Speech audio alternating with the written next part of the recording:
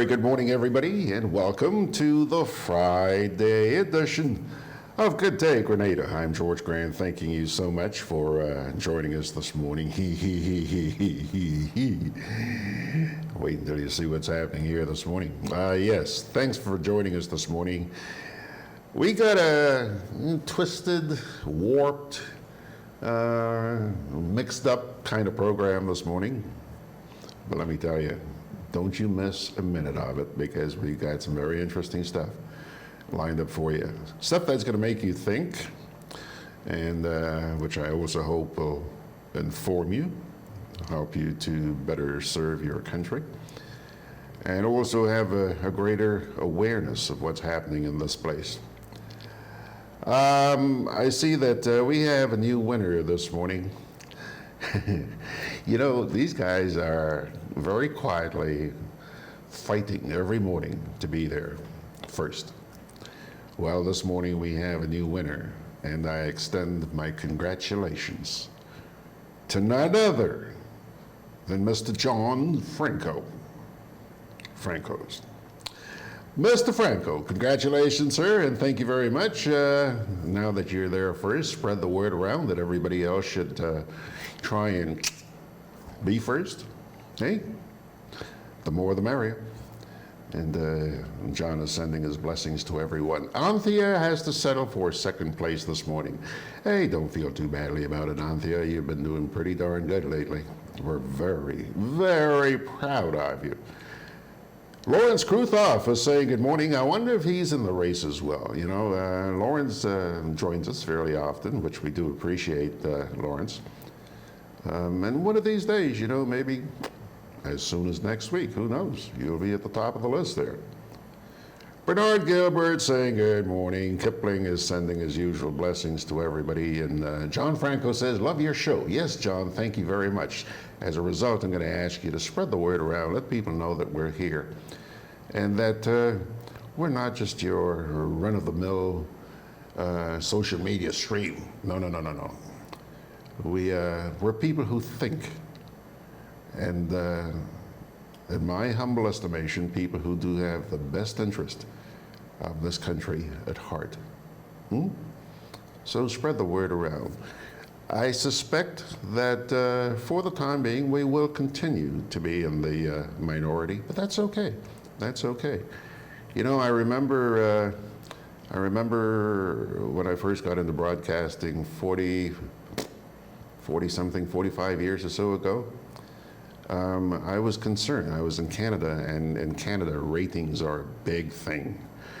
You know, every few months, there was a company called the BBM, Broadcast Bureau of Measurement, and they did these surveys to see how many people are listening to him and how many people are listening to her. No.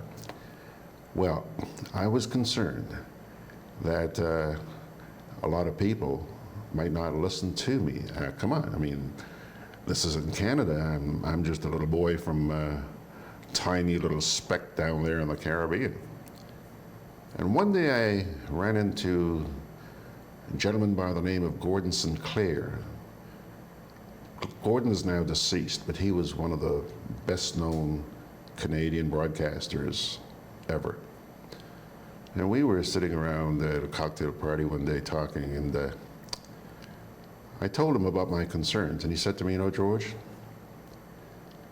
anytime you find yourself in the majority, you know, when you get all these big numbers and everything, he says it's time to stop and reassess your position in life. That's over 40 years ago. And to this very day, that has stuck with me. Yeah, there are a lot of big broadcasters and big networks who have these phenomenal numbers in the millions and what have you. And there are also the smaller ones who are doing so much good for their communities and their audiences, but they don't get a lot of recognition. That's fine. It's because the majority of the people in this world, they're addicted to TV, scandal, bring along. Yeah, well, we're not that type. We're not that type. So we're happy to be where we are. Okay, let's see here. I'm taking it easy this morning because we got time on our hands. So Bernard's saying good morning, and Peter Bishop is saying good morning. Peter, thank you so much. You know, I want to single out Peter this morning because Peter, I don't know, boy, he seems to be obsessed. Peter keeps an eye on things that are going on, not just here in Grenada, but things going on around the world. And when he comes across something interesting, bing, goes to his smartphone there, punches in George Grant, and sends it to me. Well, Peter, I'm going to be sharing one such thing this morning from you, and I want to thank you for the eye-opener, okay? Appreciate it. Kipling Francis is there, yeah. Ramon Frame. Have I seen Ramon before? I'm not sure. Chris Fletcher. Is it Fletcher or Fletchett? Is it just a little error there? Fletcher or Fletchett? I'm not sure. Anyhow, Chris Fletchett, which is what it says here, is saying, great show. You got a big thumb, Chris. Very informative. And there's our good friend, let me rephrase that. There are our good friends, the Vespre couple, Vespre families, Carlene and Bradley, both saying good morning to you guys. And so is good old Margaret. Hi there, Margaret. Nice to see you. And Arthur Langine is saying, happy Friday, Brother George. Yeah, man. Good to see you guys there this morning. Trevor Pasco. Trevor, get back to work. No, please. I'm only kidding. Stay right there, Trevor. You don't know how good it feels to have you around. Thank you so much, sir. All right, folks, let's take a look at the rundown and see what we're getting into. 8 minutes after 9 already. Anyhow, this morning I got some news for you from the Ministry of Health. They are monitoring the coronavirus. Yemen, they put out a release yesterday, so we know that even though they've been pretty silent for the past few days since this thing broke, they are at work. We'll find out what they're up to. I also came across, I think this is the one from Peter. Peter sent me something about Trinidad. Trinidad's in bad shape, but I'm very hopeful for them. Because I want you to see this morning something by a Trinidad and Tobago comedian on the situation there. And I want you to listen carefully because as you listen to this, you'll see that he's speaking to us as well. He's speaking to mankind in general. We do have the national report. That's coming your way shortly. And transparency needed in the CBI program.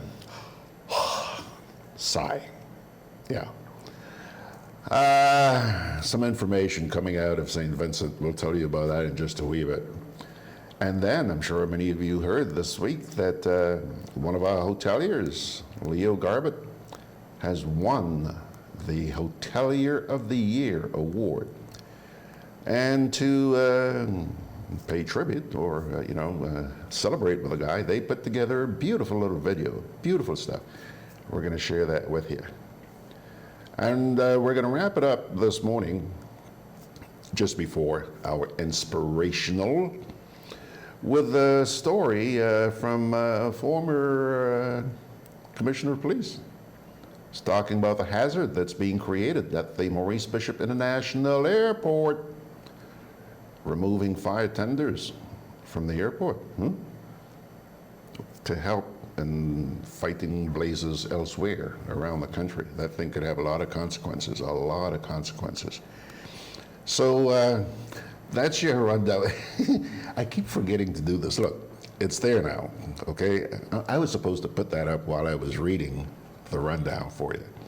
I keep forgetting.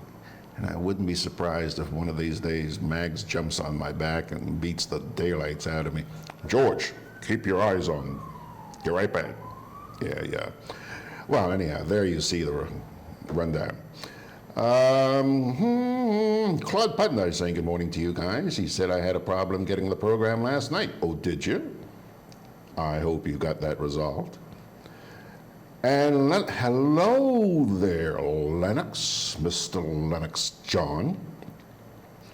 Tell you, one of the most loyal believers I have ever met. Young man by the name of Lennox John. Yeah. We're not going to go into that right now, but I'm sure he knows what I'm talking about. Thank you, Lennox. I feel really good seeing you around here, and we've been seeing quite a bit of Harry Gibson as well. That makes me feel really good. I feel honored. Thanks. John Franco says, question, if the health system is in questionable condition, how well will we be monitoring, I guess he means the coronavirus?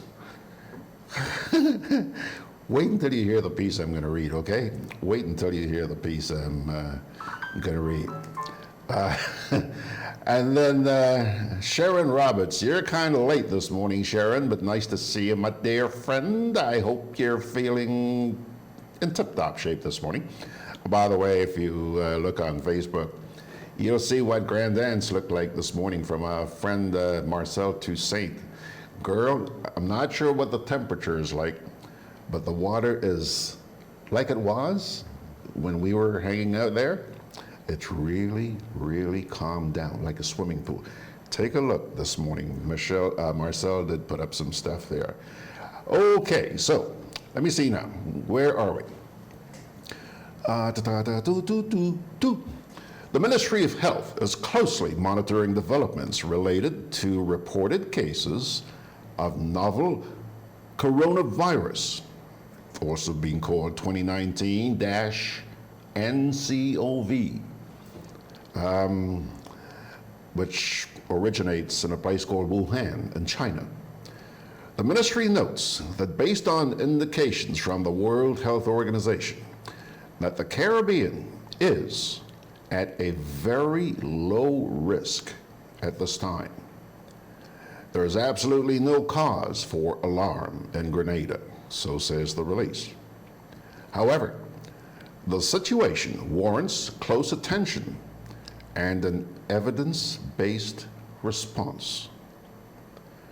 The World Health Organization's position does not currently recommend any travel advisory be issued for China or additional measures at airports beyond our established mechanisms.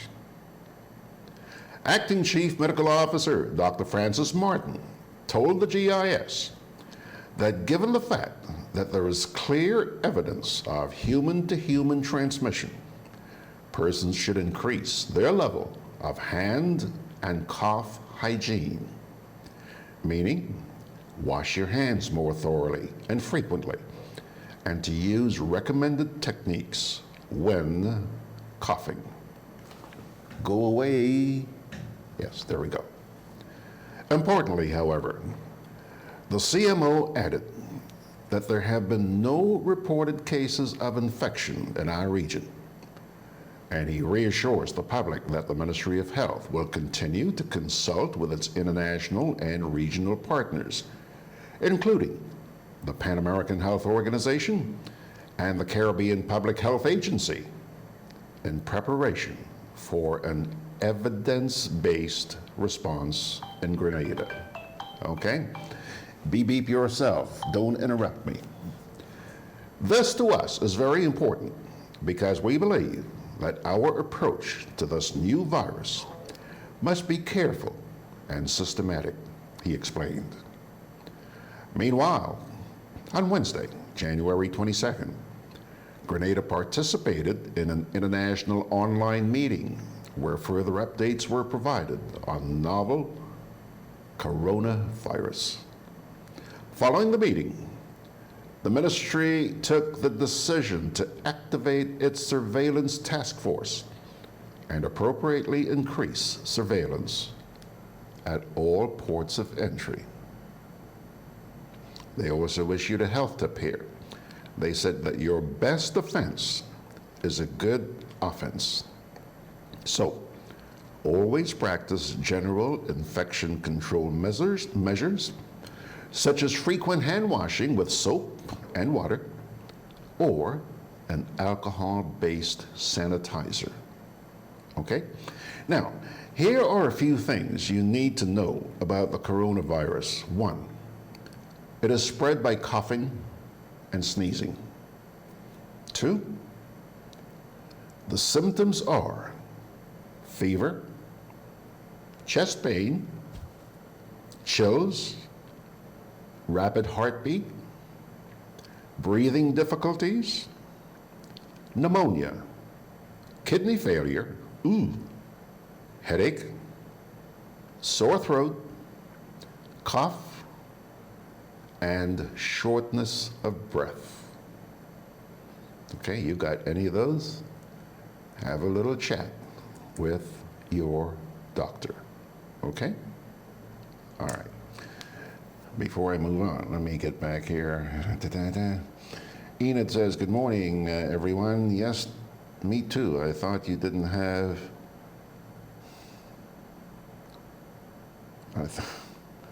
I thought you didn't have Make We Chat last night. Absolutely. We have been experiencing some difficulties. I was in touch with Bev last night. We did not have an edition of Make We Chat last night, but we're working on resolving those issues, okay? Okie dokie. Now, let's move on. Let's move on. Wow. Everybody's calling this morning. All right. Oh, let's hang on here for a sec. Okay. Folks, I want you to pay attention to this little piece that you're about to see. Kind of hard to swallow. The crime situation in Trinidad and Tobago is not a very nice one. It has prompted a comedian there by the name of Daryl to take to social media to issue a plea to the people of the Twin Island Nation. I want you to really listen carefully to this piece, really. And as you do, you won't help but notice that this plea could not or should not be responded to only by the people of Trinidad and Tobago, but every one of us as well. Let's all pay attention to his message and all do our part. Our situation might not be as dire as those in Trinidad and Tobago, but his message is one which should resonate with every one of us, especially those who love to point fingers. My friends, this is no laughing matter. Morning. I'm doing this video with a heavy heart this morning. There's nothing funny for me to say for the past couple days. As a comedian, I'm losing the joy. What really going on in this little Trinidad and Tobago, this beautiful Twin Islands? What happening? How have we arrived to the position we at now, where man killing man like nothing? You argue with a man, he pull out a gun and kill you. We killing people in front of police station, in front of churches. We killing people in front of children. It is a norm now to hear how many murders per day, like nothing. We ain't safe again. You kiss your children in the morning and you send them to school, and you're not too sure that they're coming back home.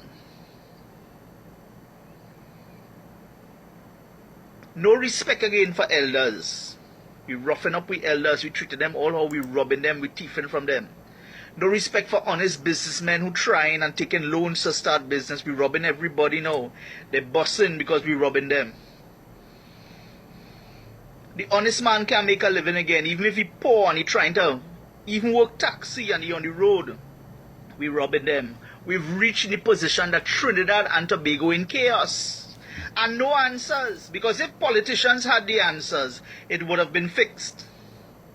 If the government had the answers, they would have fixed it already.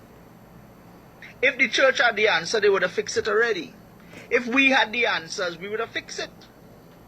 But nobody seems to have the answer. Everybody complaining. Everybody saying that the situation is bad.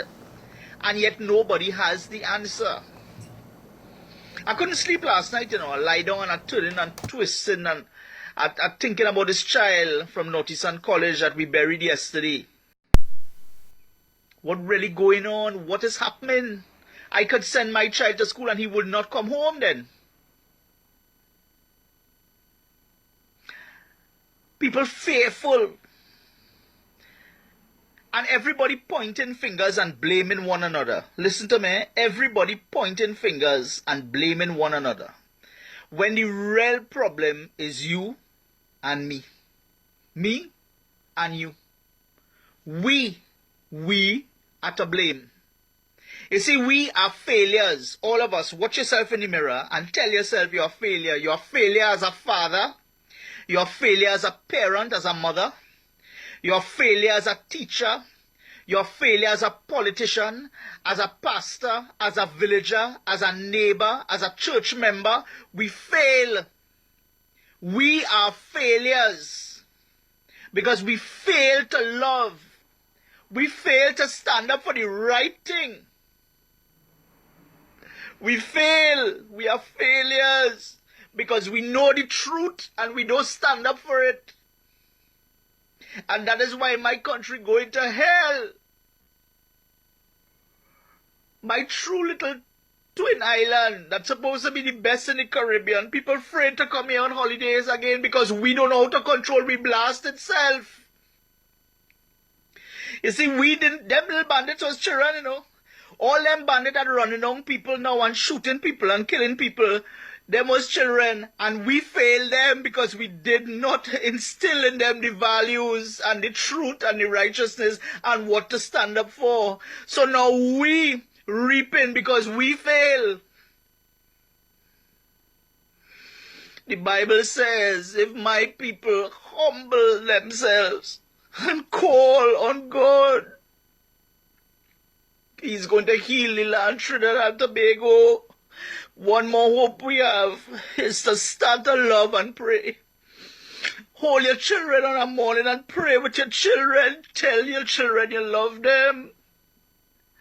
Tell your wife you love them. Tell your husband you love him.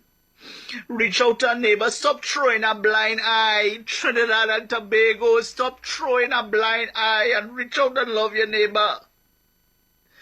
Oh God, I beg it all you. Please, before this country get worse, start loving one another. We have too much hate in this country. Too much division in this country. All you're fighting for shit.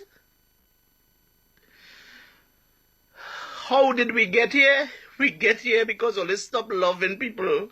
We get here because all you stop standing for righteousness. It had nothing about religion here. Whoever God you just pray to, Krishna, Buddha, Allah, Jesus, whoever. Bend your knees, Trinidad and Tobago, and start to pray for your country. Open your eye and see what your neighbor going through. Listen, man, stop the greediness and the stinginess and start sharing. Oh God, a little love, man. Send a plate of food for that person next door now. Oh God, something. Break the ice here and talk to your neighbor for 10 years. Go and knock on the door and say sorry and let's start to talk, man. Hey, start to love one another before it get too late, because Trinidad and Tobago only wanted to get worse than where it is today. Darrell begging all you. I can't laugh today, no comedy. All I could tell you is if we humble and bend your knees and pray, God has promised to heal Trinidad and Tobago. Come on, people, we could do better. Come on. That is heart-wrenching, isn't it? Did you notice this gentleman was actually in tears this morning? And that, I guess that was recorded either yesterday or the day before. say a little prayer for TNT, our neighbor. Okay? Just before you know, I have to admit, it's approaching, I think end of April, will be 2 years since we started doing this particular program, all right? And I don't think in those 2 years I have ever laughed as much as I did this week. Those of you who were with us know what I'm talking about, all right? Well, I see that it's continuing to some extent this morning because there's a note here from John Franco, and I'm assuming that he's referring to the symptoms of the coronavirus, which I told you about just a few minutes ago. I read a whole list of symptoms. John says, and I'm sure he's doing this in jest, I'm sure, so please don't get really mad at John, but he says, I have all of those when I see my wife of 37 years. I guess he's referring to those symptoms. Nutcase. Yeah, we do have a few of them on here, nutcases, but I love you all. Anthea says, thanks for sharing, George. Very touching and so real. We all need to take heed. Yes, Anthea, that was very hard to watch. Very hard to watch. But, you know, even though he's speaking to the people of Trinidad and Tobago, I suspect that he was speaking unknowingly to us here and people everywhere. Ernesto says, good morning, Gigi and all. We're hearing that 25 people already passed away and over 500 affected with the virus. I'm urging the health department to have sessions around the island in schools and community centers, spreading the awareness of this virus because it is serious. Thanks, Ernesto, and I certainly hope, I'm pretty sure the authorities are listening. Whether they take your advice, I don't know. Kipling says, well said, but who's listening? Lies are more believable than the truth. Sad. Kippy is being philosophical this morning. Thank you, Kippy. Okie doke, my dear friends. Let me take a little break here. Oy. First half hour gone. Break here. We'll come back with the national. Inspection and licensing have begun, and at Hubbard's, we want you to be ready. From January to February 15th, we're offering vehicle owners with single registration letters 1 to 2,500 and plural registration letters 1 to 250, 10% off our new torque tires and Power Max batteries. Don't get caught unprepared. Visit us today at our motor department in Mungay or our tire bay in Grandance, located near Hubbard's Building Supplies. I'm always on the move. Training, traveling, competing. So it's good to know I have Co-op Bank in the palm of my hand. Introducing e-banking, one of many customer convenience services from Grenada Cooperative Bank, and there's more to come. It's swift, simple, and secure. Welcome home.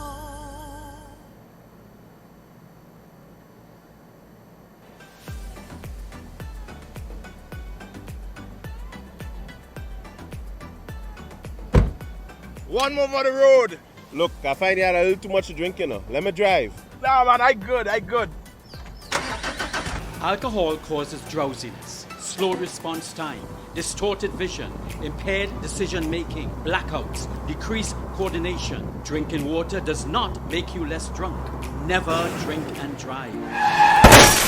It takes only a second. Look, I'm really sorry. Sorry? Sorry can't bring back my sister. You've been drinking. I can smell it. Why? This message is brought to you by this group of insurance companies, the Traffic Advisory Body, and the Traffic Department.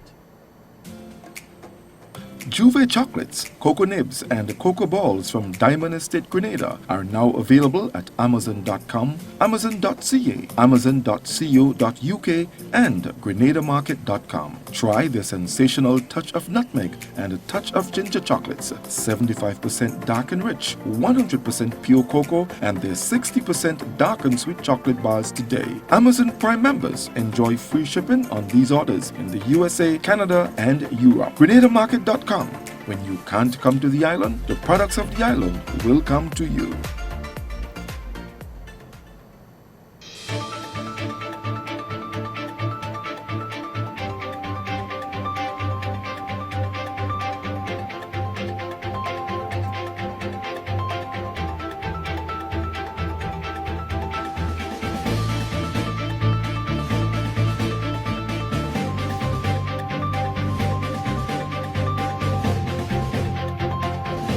Nine days left to full implementation on the ban of sale of single-use handle plastic bags in Grenada. Details to this story and more in the National Report.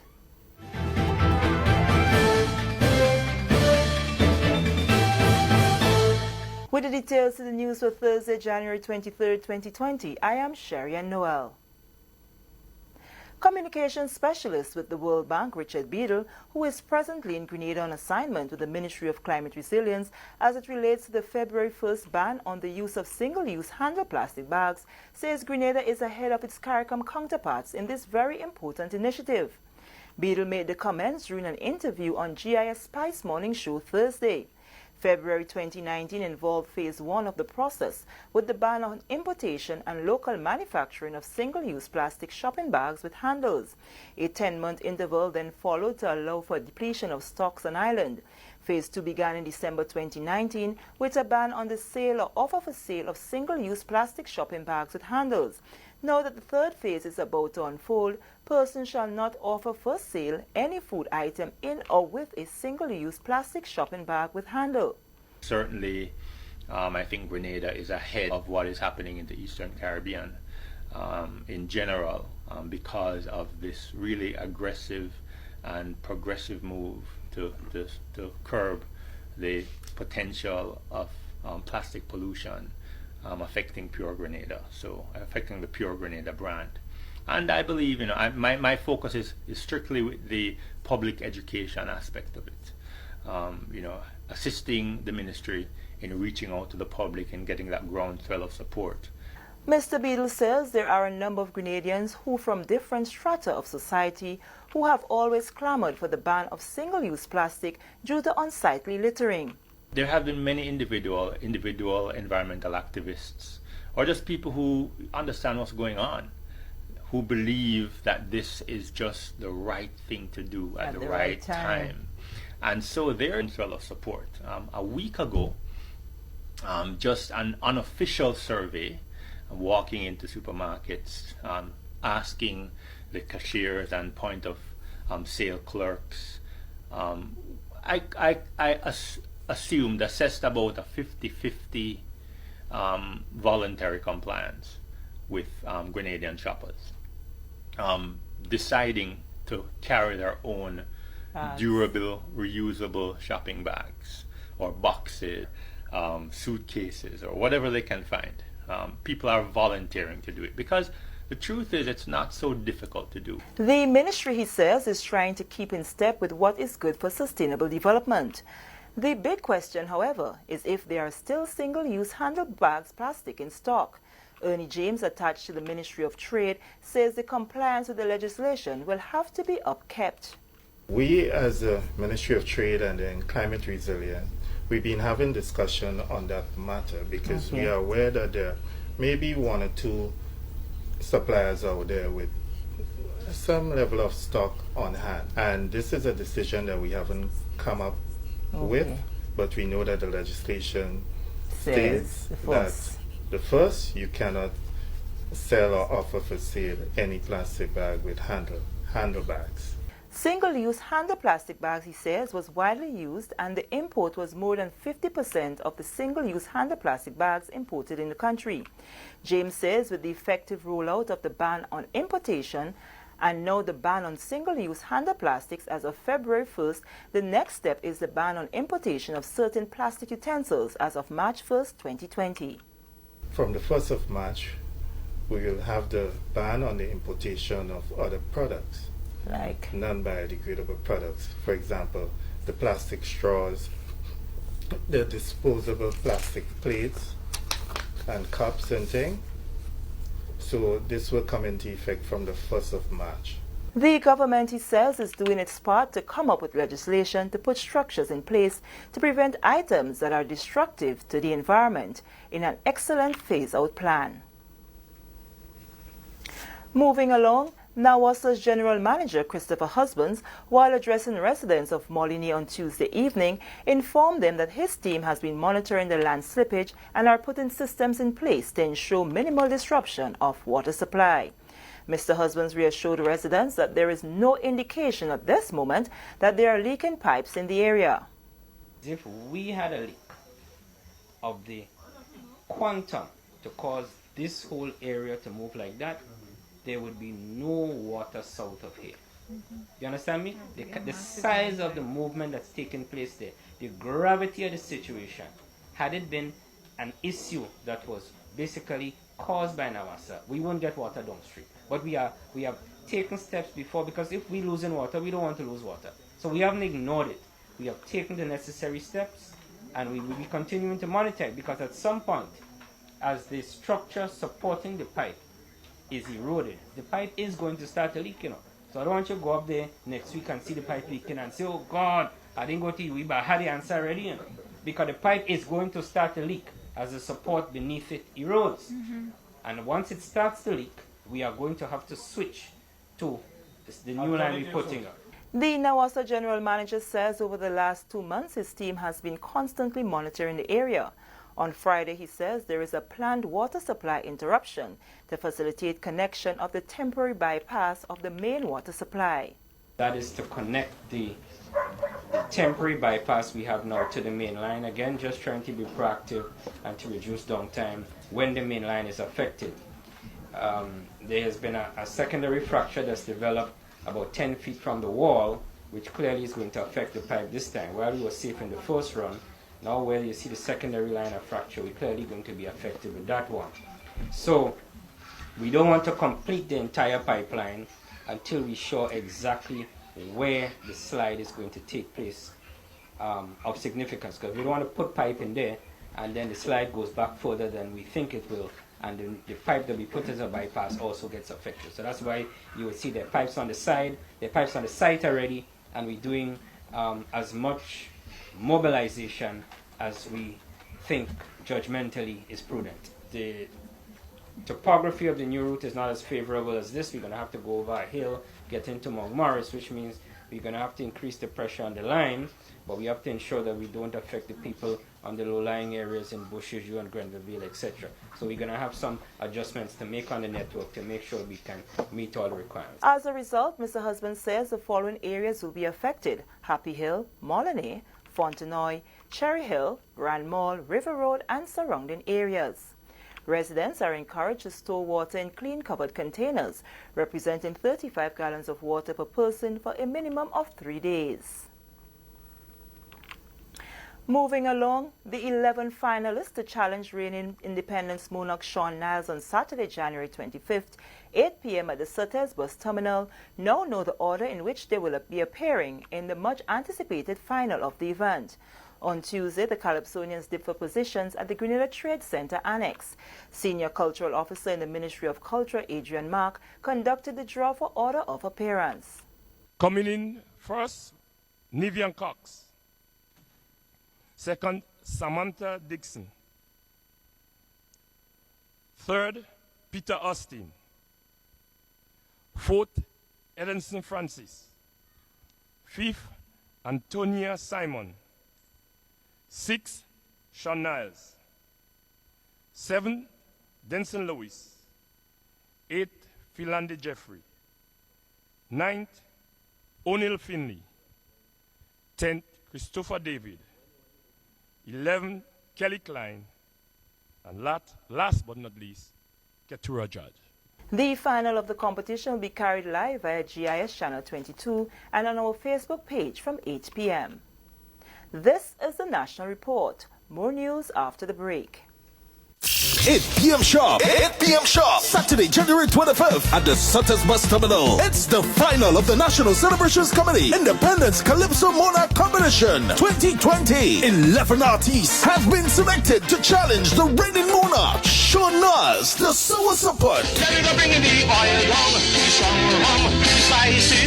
Admission free. Come out in your numbers and witness for yourself. Will Sour Support hold on to his reign, or will Rootsman Kelly, Teacher Eddie, Hawks, Stunner, Zena, Gun, Katura, The Reporter, Denson, Professor Shaggy, or Royalty rise to the occasion? Only time will tell. Remember the date, Saturday, January 25th, 8 p.m. Success Burst Terminal. It's the final of the Independence Calypso Competition. Welcome back. The 2020 court-sponsored reading competition for primary school students are now in progress with the launch of the first inter-district competition at the Grenada Trade Center Annex. The competition is in its 11th year and has created an opportunity for a number of students within the primary institutions to showcase their skills in reading. More in this Annette Moore report. The top students selected during the first competition on January 15th were David Putin of St. George's SDA Primary School, who placed first, followed by Zaria Dominique of St. Paul's Government School, placing second, and Jaina Malkani of First Choice Junior School in third position. We have continued to see the names of these students participating in these competitions emerging at the top places of the CPEA and even CSEC exams. For the last 3 years, the schools in District 4 and 5 have dominated this competition. Hence the commencement of yet another edition of courts reading in this district. Students aged 8 to 9 years old from the 6 school districts will participate.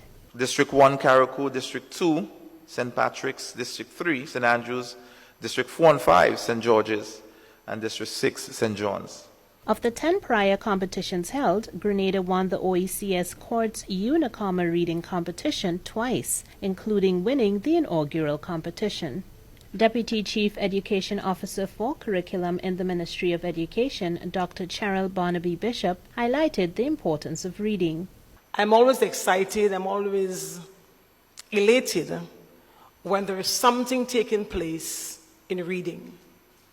Reading unlocks everything. Reading unlocks your world. A child who is able to read is able to perform well in almost every area of the curriculum. If you cannot read, it creates a problem. It's a barrier to your learning. And so this initiative by courts to have this competition is indeed welcome. Inter-district competitions will be held to select the top students who will represent their districts and schools in the finals on February 12th. The marketing officer for Courts Unicomma, DeLeon Walters, explained that the courts reading competition, now in its 12th year, is resuming after a short break taken to assist the island of Dominica. In 2018, we saw the absence of the competition as a result of the passage of Hurricane Maria in Dominica. Immediately, we took the decision to suspend the competition, knowing that this competition was the brainchild of Dominica Broadcasting Station, DBS. And so we have decided to direct our finances allocated for the competition to assist the people of Dominica. Walters noted his company's strong focus on promoting literacy. The Unicomma brand continues to support literacy in the trial and state of Grenada, Carriacou, and Petit Martinique, and the OECS as a whole. Because we strongly believe that reading is a key staple in one's daily diet. I must thank the teachers for the passion, the drive, that you continue to work with these students despite your challenges. I take this opportunity on behalf of the Ministry of Education to extend our sincerest gratitude to Courts Unicommer Limited for this great initiative and their continued sponsorship for this competition, which enables the nation's children to become more literate. The overall winner of the local competition will represent Grenada in the OECS leg of the competition in St. Lucia. For the National Report, I'm Annette Moore. And with that story, we come to the end of the National Report for Thursday, January 23rd, 2020. On behalf of the entire news and production team, I am Sherry Ann Noel, thanking you for viewing.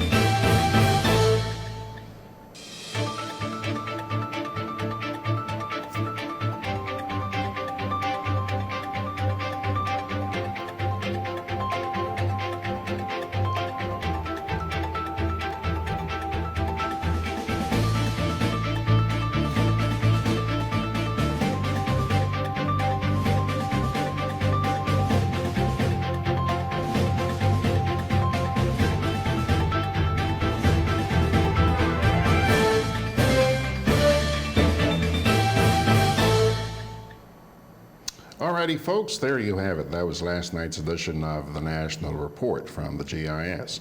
Seems like the only story which sparked a little interest there this morning was the one about the plastics.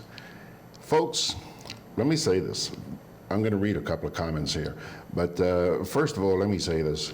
I am in total agreement with the removal of plastics from our landscape. Plastic has been a disaster to the world. They've messed up our oceans. They've messed up our land masses. It's just a disaster. Get rid of it. Now, Kipling Francis says, are they saying plastic bags without handles are okay?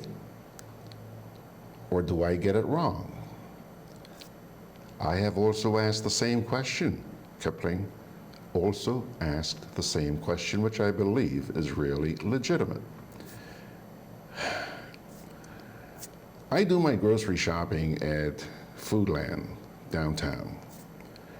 And for years, I've received plastic bags with handles. Very convenient, okay? I noticed several weeks ago, the bags no longer had handles, which became a bit of an inconvenience.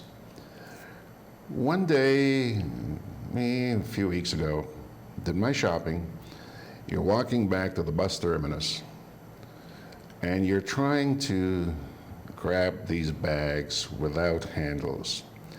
When I got in front of handle, one of them went, psh, big mess in front of handles, because I did not have a handle.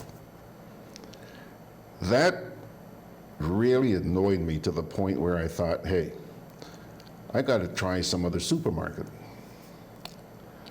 Well, I then asked myself this.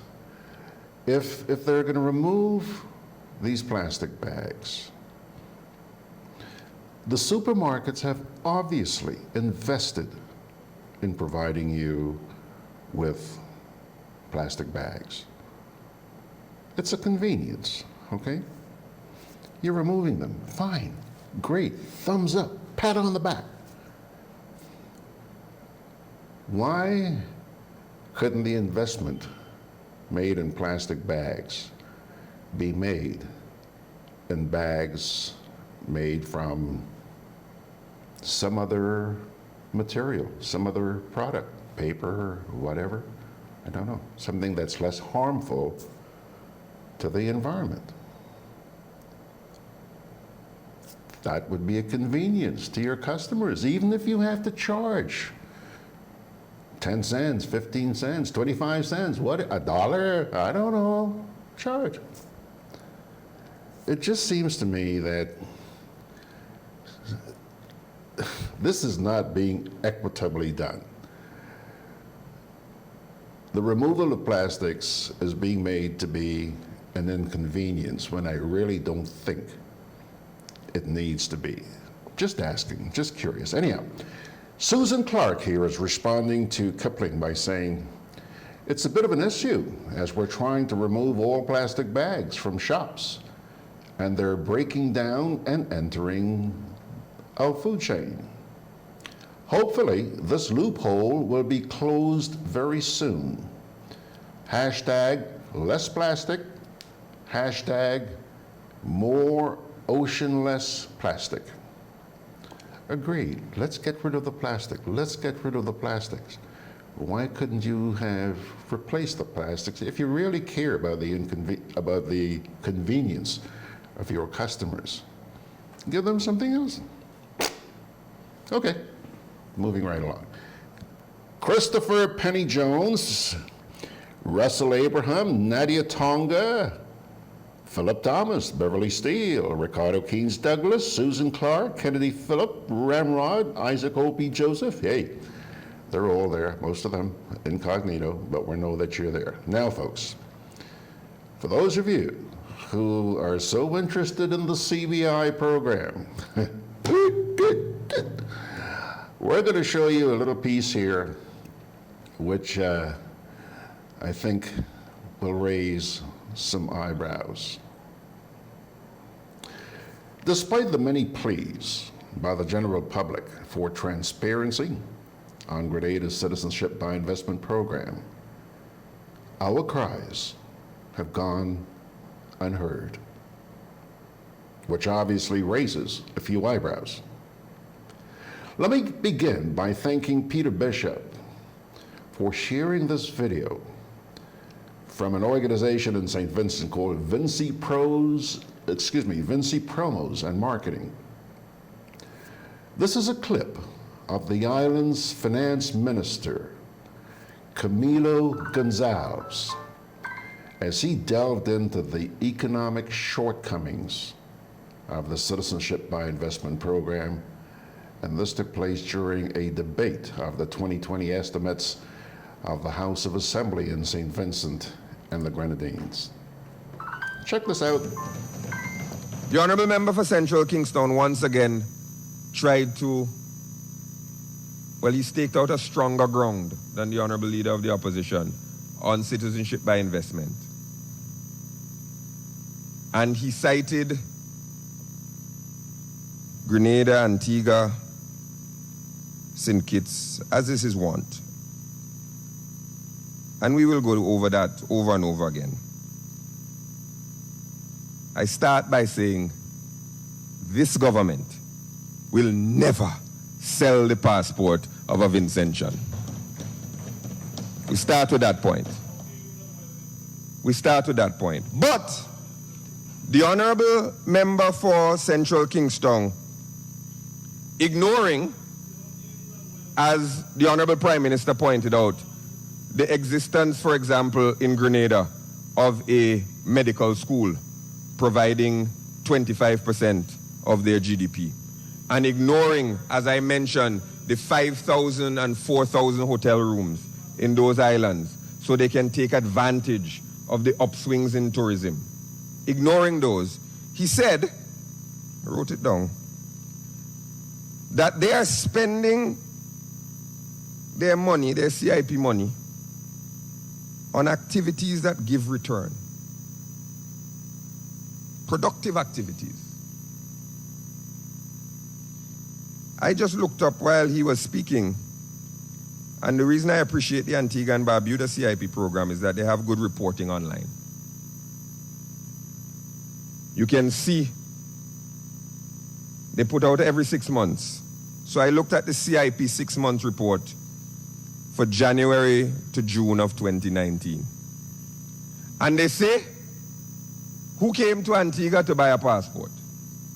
So you have the Libyans, the Chinese, the Russians, the Pakistanis, the Egyptians, the Turks, the Iraqis, the Saudi Arabians, the Emiratis, the Bulgarians, and the Armenians, who are now Antiguans because they bought the Antiguan passport. And they say in the report some of the places on which they spent this CIP windfall. Every month, out of CIP resources, Antigua and Barbuda pays $1 million to Social Security. The pensions of Antigans, $1 million a month. That's not a productive activity. That's recurrent expenditure that they don't have. But interestingly, you look down the list, you see that they paid the Carnival Committee out of CIP money. So your prize money for Carnival was CIP. Not a productive activity. It's nice to have, but we can't do that without selling a passport to a Bulgarian. And then you come down, you see they pay out of CIP money. Blue Waters Hotel, Trade Winds Hotel, Royalton Resort and Spa. They're paying for people stay in hotels with CIP money. They pay, interestingly, Strafey's funeral home. They're paying funeral expenses out of CIP money. A man buy any passport of your country so the government could pay a funeral expense. Mario's car rental. Mario's car rental. There's somebody in Bulgaria with an Antiguan passport now so that Mario's car rental could get paid. Come on. And this is not in any way to disparage anybody's program. Every country has to make its own sovereign decision. I am representing the fact that repeatedly they come in here and say CIP money is used for this productive activity. And our point is, it is used for recurrent expenditure. And when the bottom falls out, there will be no country to run. What is a nation, Mr. Speaker? What is a nation? A nation, as I understand it, is a body of people who share something in common. Common descent, common history, common culture, common language, maybe, who inhabit a particular physical space. That is a nation. When you start to sell your passport to people who don't live by you, don't talk like you, don't look like you, don't live near you, don't have any connection to you at all, are you a nation? Are you a nation? Or are you a way station for people to buy particular privileges? Because what you are selling, in addition to your passport, which is your birthright, you are selling something that is not yours, because they're not buying it because they love Antigua and Barbuda or Grenada or St. Lucia. They're buying it because there's a Schengen waiver and they can travel to Europe. So what you're doing is you're selling your birthright for access to Europe or the ability to hide your money in taxes. That's what you're doing. And do you want to do that to pay Scrapey's funeral home? Do you? But that's a conversation that we can have over and over again. Mr. Speaker, the Honourable Member for Central Kingstown raised, and I never Remember do it unless it's raised. Sorry, pardon me? 5 minutes. Thank you. The Honourable Member for That's Central... 5 minutes gratis, huh?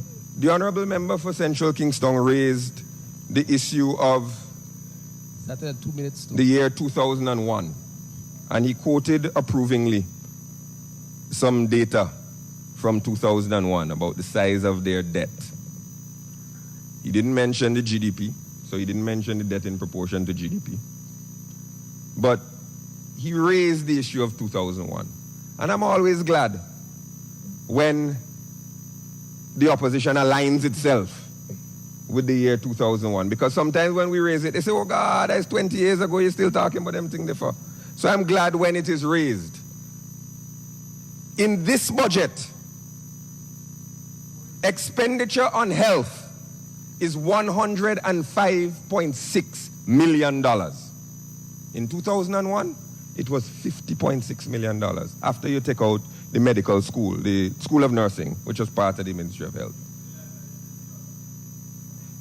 There are 45% more doctors today than there were in 2001. There are 30% more nurses today than there were in 2001. The tourism expenditure on the recurrent side this year is $20.6 million. That is 240% more than tourism spent in 2001. And the capital, if you include the hotels, is 24.1, 675% more than the capital in 2001. There have been 6,200 more houses built between 2001 and 2012 in the census period. And there are 5,800 more homeowners in that same period. There are more people working on the NIS rolls, even though the population is the same. There are more people in school, even though the population is the same. Look, I am happy that the Honourable Member raised 2001 because it's a lovely way for us to frame the conversation that we're going to have next week about the transformative nature of the initiatives of this government going forward. Mr. Speaker, I know that I am trespassing on your good faith and generosity. So what I will say simply is that, well, you know, you say an election budget, but you can't even get all your partners to agree with you. Because like the Honourable Member said, the Honourable Prime Minister said, you can't be both an election budget and have nothing in the budget. It's an election budget, but nothing in it. What kind of election budget is that? You have an election budget and you ain't put nothing in there? That's an election budget? I don't understand how you have an election budget that is empty. Mr. Speaker, these estimates are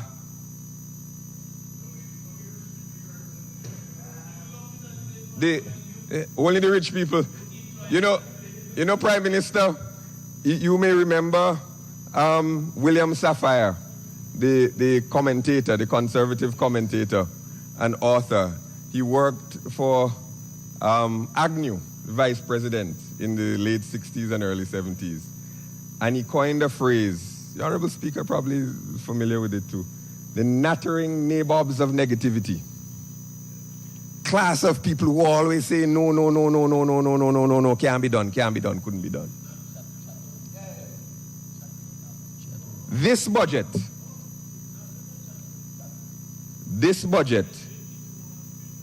is nattering. You should look up the word before you start criticizing it. Okay? It's nattering. The estimates of revenue and expenditure for the year 2020 represent a budget fit for the times. And accordingly, Mr. Speaker, I beg to move the operative part of the resolution, which is be it resolved that this Honourable House of Assembly do adopt the estimates for the financial year ending 31st December 2020, and be it further resolved that this Honourable House note the projections for the financial years ending 31st of December 2021 and 31st December 2022. I so move. Whoa. Whoa, whoa, whoa. Food for thought. Is there a lot of stuff in there worth really taking to heart, or is that just another batch of hot air? I don't know. Anthea Rello says, tell it. George, you never disappoint with the information you share. Go brave St. Vincent, SVG. Folks, you decide, you decide. And Anthea, it's not just George. I mentioned a little while ago that was sent to me by Peter Bishop. No, it wasn't. It was actually Anthony DeRiggs who shared that with me. Thank you so much, Anthony, and my apologies.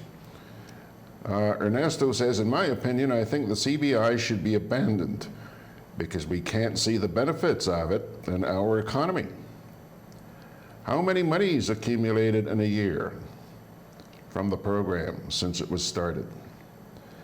You know, that's the issue, the transparency.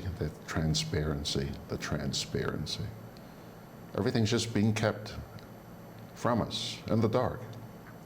Anyhow, folks, let's not bemoan that. Time to move on. Where are we? The Caribbean Hotel and Tourism Association has named respected Grenadian hotelier Leo Garbutt 2020 Caribbean Hotelier of the Year. The owner of the Calabash Luxury Boutique Hotel in Grenada received the coveted honor during the opening of Caribbean Travel Marketplace in Nassau this week as recognition of his exceptional contributions to Grenada and the Caribbean hotel and tourism industry over the past 30 years. As I mentioned to you, the Grenada Tourism Authority put together a little video, which I thought was pretty well done, and wish to share with you right now. A delayed flight and a chance stay at Calabash Hotel in 1986 is all Leo Garbutt needed to fall in love. According to Leo, he knew that Calabash Hotel was a special place where he could feel that people were happy. Hence, with no experience in the hospitality business and a dash of faith, he purchased Calabash Hotel on the 1st of September 1987, along with his wife Lillian, transforming the then 22-room hotel into the 30-suite award-winning world-class luxury resort and spa it is today. Since then, Leo's love for Grenada and the tourism industry has only grown with significant investment in his property, staff, and contributions to the community. Leo serves as the second vice president on the board of the Grenada Hotel and Tourism Association, a capacity he takes very seriously. Over the years, he has championed many initiatives that promote sustainable tourism, such as the ban on styrofoam and single-use plastics in Grenada. Calabash also has a strong commitment to the community and hires a 100% Grenadian workforce. And for Leo, education and assisting those in need remains close to his heart. GND Schools Incorporated started very much within the very area where the award is moored, which is the hospitality industry. We are so proud of you, Leo.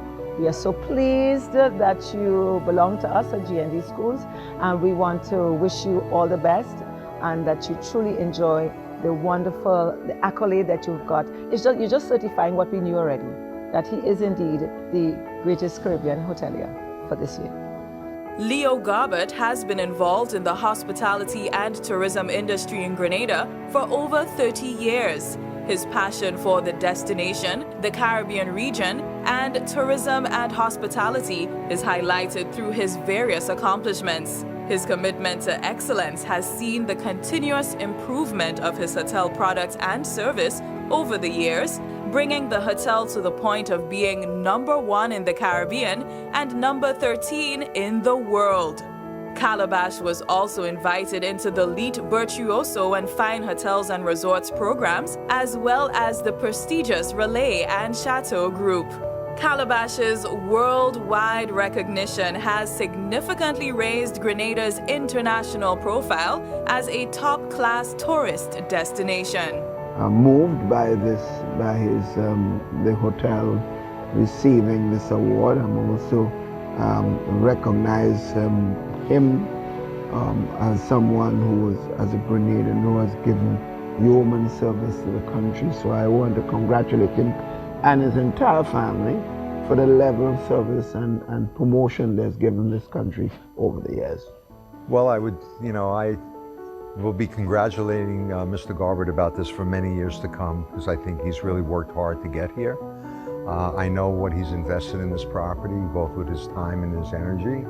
I think he's incredibly fortunate that he's got his family behind him, And I know that he would be the first one to say that this award really he shares with his family, because one of the things that makes the Calabash so special is that it's a family-run operation, and you get that feeling of family from the minute you walk in the door until the minute you leave. His insistence on not just service as it's known in the industry, but thinking outside of the box to try to find new areas of service that can be offered to the clientele in the tourism industry, and in particular at Calabash.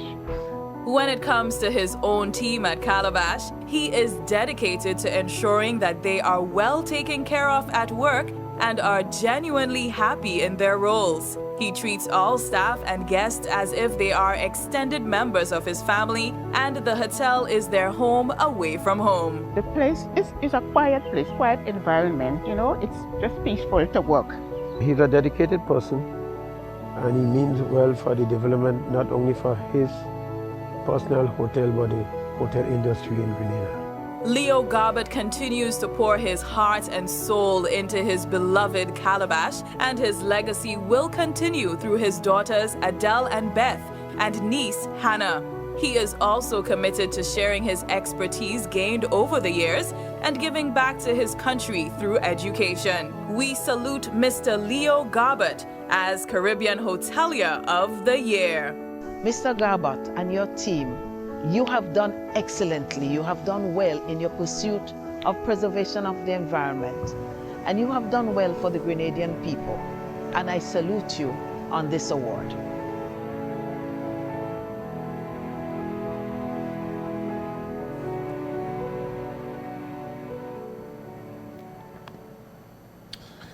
All right, congratulations, Leo, and not just on my behalf, but on behalf of pilgrims here this morning. Thank you very much for your contribution to this beautiful land of ours. Now, folks, one more. I've kept you over time. Sorry, but I'll tell you what, it's worth hanging on there for just a minute, because there's one more piece that I want to show you. There's a piece that was done by MTV this past week about the fact that whenever there's a fire emergency somewhere around this nation, we turn to the international airport for the use of one of their tenders, their crash tenders, fire engines, if you will, fire brigades. And it's not such a very good idea. I think that really came to light this week when we had this emergency with JetBlue. Thank God, everything turned out just fine. But if an aircraft has to make an emergency landing, or even something goes wrong on departure, it's important that the fire-fighting resources at the airport be available. And let me tell you, the regulatory bodies are very, very strict about that. Internationally, I'm not just talking regulatory bodies here, okay? But the international bodies are very strict about that. Emergency services must always be available. Well, MTV had a little chat with someone this week about that. And it jumped out at me. It jumped out at me.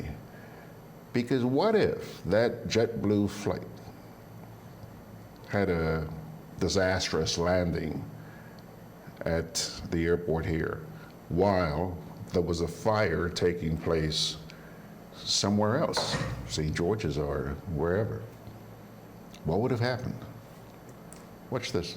Removing the crash tender from the airport is a dangerous practice. That's according to former Fire Chief Daniel Searles. He is sending a stern message to the Royal Grenada Police Force Fire Department to cease from engaging in that practice. This, he says, can have serious repercussions. I would like to advise the authorities, by removing a crash tender from the airport to back up the national or domestic fire department, is a serious issue. Once you remove a crash tender, I don't know who does it, I am warning them. An aircraft may be flying over in distress. What are you going to tell the captain? Sorry, we can't help you, go to another port? It's a dangerous something we're doing. Searles says while equipping the department with enough human resources is important, the right tools to do the work is imperative. Equip the fire department with the relevant appliances. In my days as a young firefighter, we had 3. Even when I was in charge, we had 3. Why we have one single national fire service? Something is wrong. I don't know who is not doing their work. So we should be looking at that. Putting 50 extra men in the fire department doesn't solve it. Give the men the tools to do the work, you know, and it's going to get worse as technology improves. He also adds that training in the use of the equipment is important, and he believes that the men are capable. However, there are just a few bad seeds. Our firefighters are professionals, so they should be well trained in the different classes. And my contact with them from time to time, they are, I'm not saying all, because from time to time, the fire department is used as a dumping ground for those policemen who may have misbehaved somewhere along the line and through. So now you have a bunch of new guys that you have to start with. And he doesn't like fire. What you put me here for? Okay? So that is the problem. Over the years, it's not now it's happening. For MTV News, I am Rachel Bean. All right. We just don't seem to be able to get our priorities right, you know. We can spend an awful lot of money on so many other things, but things which are designed to preserve our very lives just go ignore it. Healthcare, for one. Healthcare. Our fire department don't have the resources. And I could go on and on and on. But I'm not going to keep you much longer. Just let me say thank you, not just for this morning, pilgrims, but for all the laughter that you brought to me this week. Wow, wow. And for those of you who don't know what we were talking about, just on the GRENADABROADCAST.com website there, just go into the archives and you'll see what a blast we had, especially on, I think it was Wednesday, when Sharon was here. Ooh. And Thursday when Alan was here yesterday. Oy. Parting word from the Holy Scriptures. Today's reading comes to you. Hey, there goes your fire department, I think, or an ambulance, I don't know, somebody out there. Proverbs chapter 28, verses 8 to 12 says,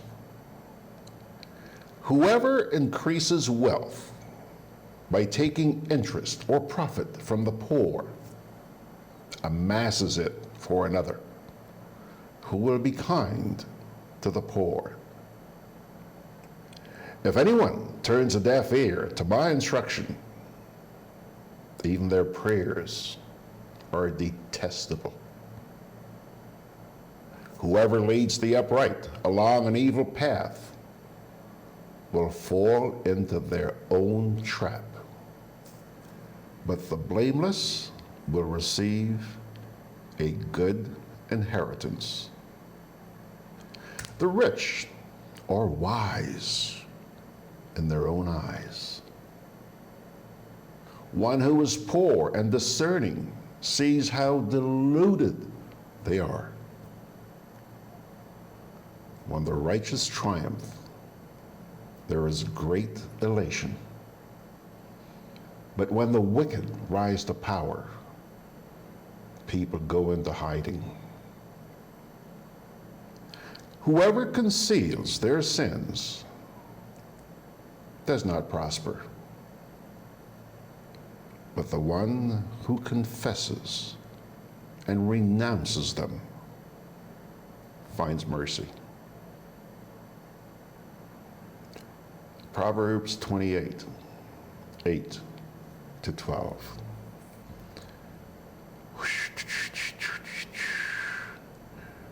Okay, my dear friends, that's going to do it.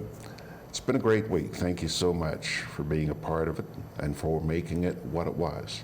Now, here's an invitation to join me on Sunday morning. Got a lot of stuff coming up on Sunday morning.